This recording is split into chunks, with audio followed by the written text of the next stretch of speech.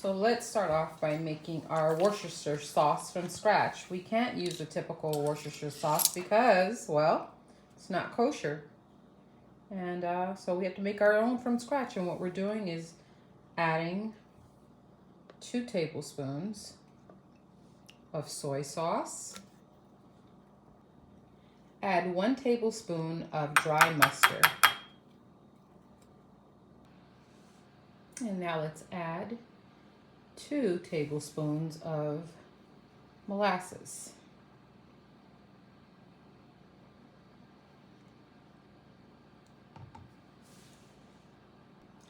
And let's add a tablespoon of apple cider.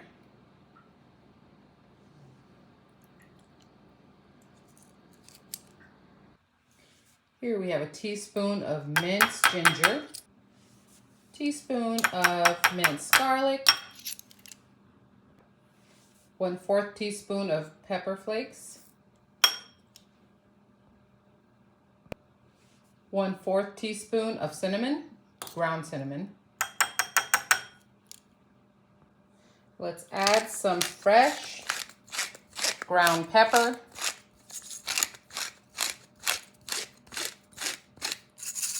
All right, that's probably about a good half of a teaspoon. 1/4 teaspoon of cardamom, 1/4 teaspoon of kosher salt, and we're using half a teaspoon of the Taparos fish sauce. Now get into it. I'm putting 1/4 cup of water. Let's go ahead now and just mix all these seasonings. This is what's good about making your own sauce from scratch. Now, this is not what everybody's sauce will come out like, but hey, this is my own. So you want to know how I make my Salisbury steak. This is it here. This is my sauce. So we want to start out with 1 pound of ground beef of your choice. This is 80 by 20.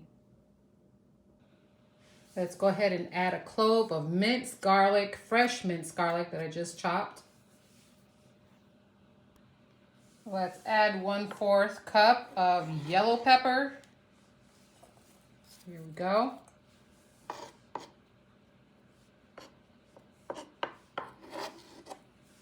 One-4 cup of green pepper.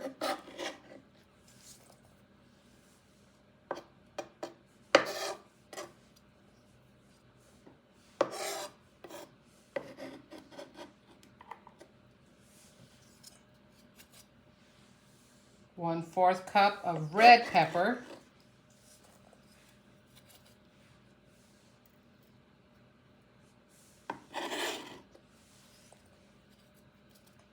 I'm going to put half a cup of onion.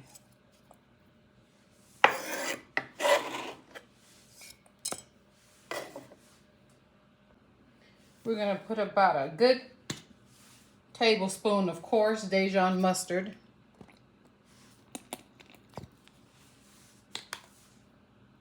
Now here's a teaspoon of sweet and spicy sauce. Now look, if you're very sensitive to spices, you may not want to use this, and you don't have to. This is just my recipe, and I like it a little bit spicy. And we're also going to use a tablespoon of barbecue sauce.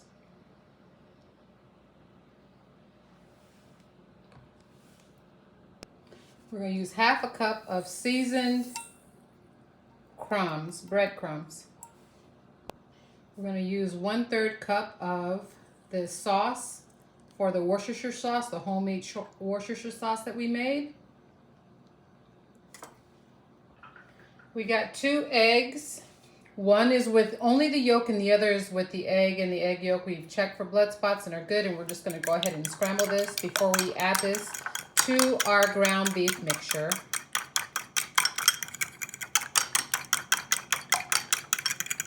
Help it for a more even spread inside of the meat. And now let's add our egg mixture.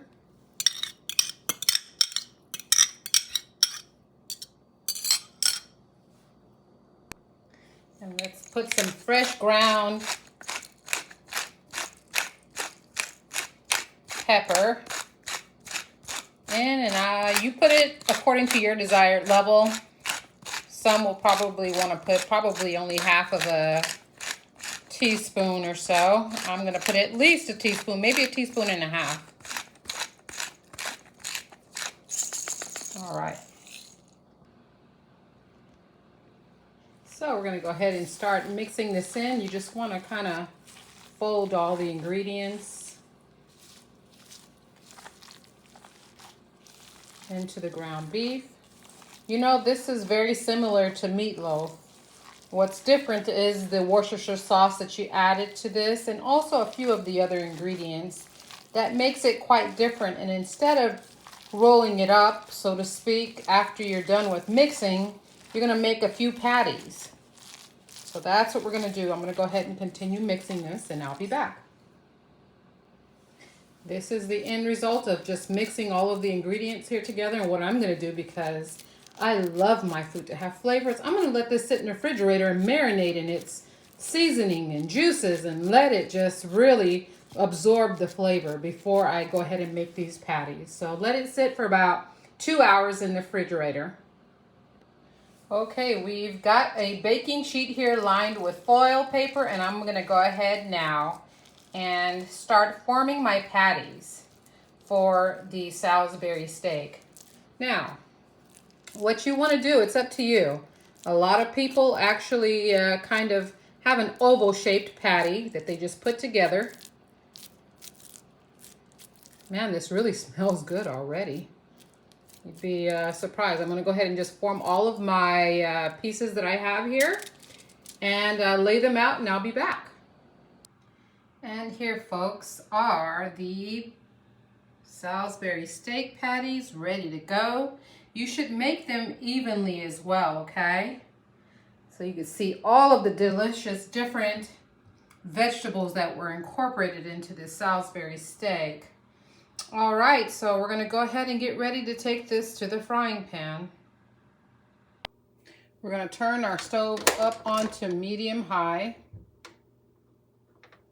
and add about, I don't know, the amount of olive oil that will cover the bottom of the skillet here, just for these to be able to fry and have a nice browning color.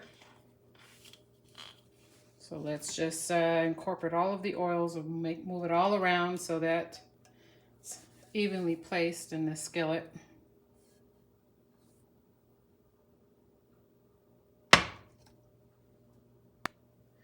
Okay, let's start adding our Salisbury steak patties.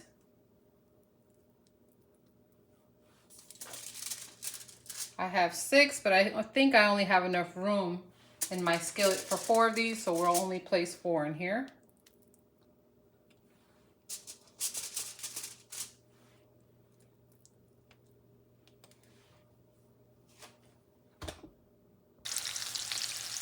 Here's the sound you want to hear, I tell you, as it's browning. You want to make sure you cook it evenly, so I would say give it at least a good 2 to 4 minutes on each side so that it will brown very nicely. We don't have to cook it all the way through right now, because that part, cooking it completely well done, it's going to be later once we add our gravy to the mix. Okay, let's go ahead and flip these over, and we want to be careful because these are very tender because of how they're prepared and they're breaded, so you want to make sure you're careful with how you flip them because they will break and fall apart on you.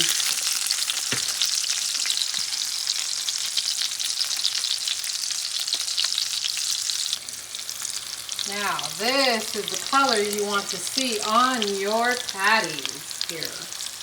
And man, do they smell scrumptious. Ah, yes, I cannot wait to be able to dig in, and I'm sure my husband's going to definitely enjoy this. So we got another 2 minutes or so to let this cook on this side, And then we're going to go ahead and remove them and place them on the tray so that I can work on the gravy. All right, now I already got the stove still on medium high. I'm adding mushrooms, sliced garlic, and sliced onion.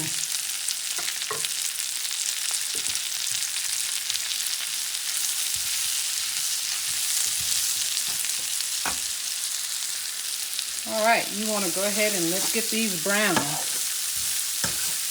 Although these mushrooms I use are already brown, but you want to just caramelize them with the onions. We're going to make a just amazingly delicious gravy to go with our Salisbury steak patties. So you want to allow the moisture to be released from these mushrooms and onions, but mostly from the mushrooms because they actually absorb quite a bit of water. So we'll go ahead and let these saute. I'll be back. All right, we're going to add about a good 2 tablespoons of flour to the mix here. I don't mind getting my hands dirty, so long as they were clean in the first place. Give this a good mix around here.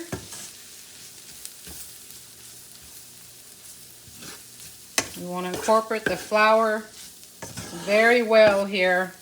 You don't want clumps. So let's get that in here.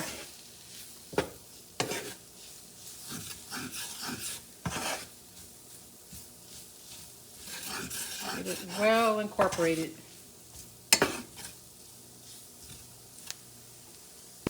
And now we want to add our liquid. Now what I'm adding is 1 cup and 1/4 of cashew milk. And I also have a stock of beef stock in there. So we're going to go ahead and let that cook in there.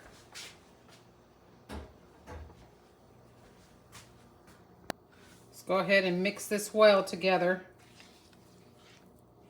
And I turn my heat down because this is going to thicken up, and it's going to thicken up pretty quickly. I'm going to actually add some seasonings now as we are waiting for it to get thick, and it's happening pretty quickly. Let's add a few pinches of powdered thyme.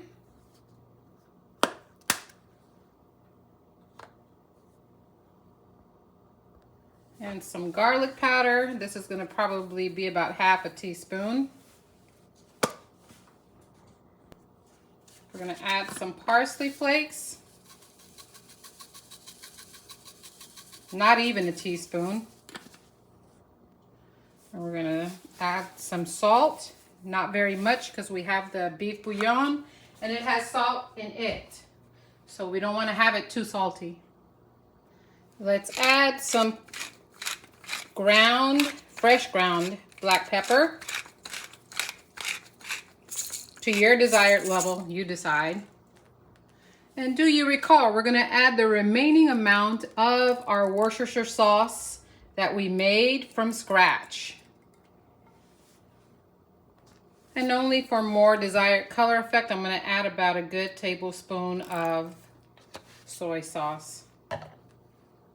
Let's go ahead and mix this around here.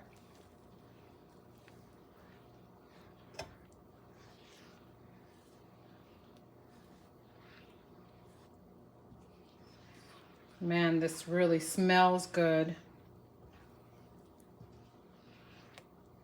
All right, folks, so we're going to go ahead and incorporate my meat, and I'm going to go ahead and add the Salisbury steak patties to the mixture. And let's add them into our mix here.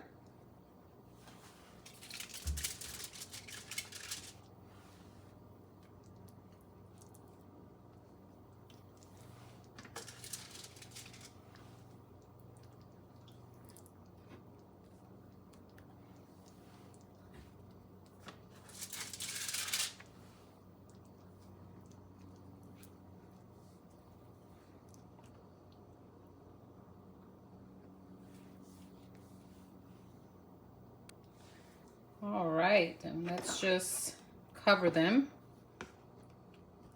with our sauce.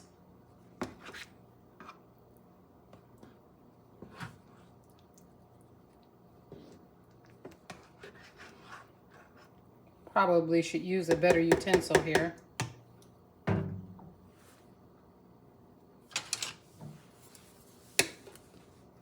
Ah, that's much better, right?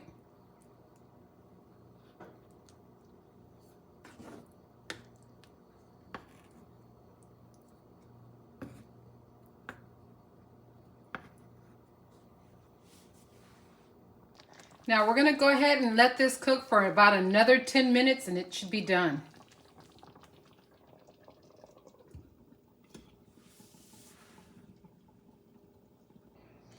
All right, here are the results of our Salisbury steak. I'm gonna go ahead and plate it so that you can see what it looks like.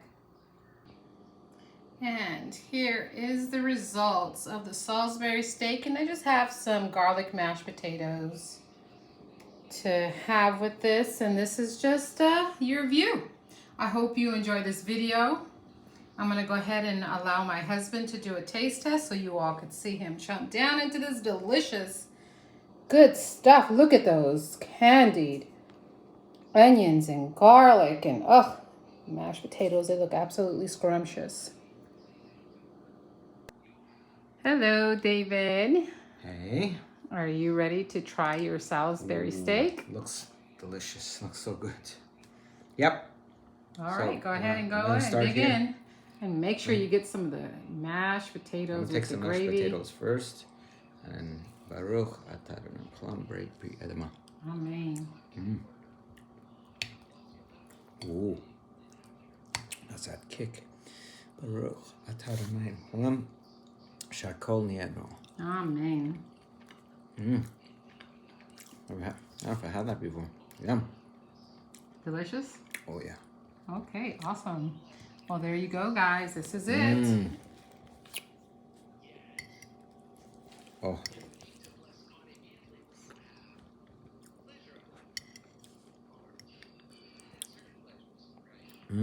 Yum. That's so good. Okay.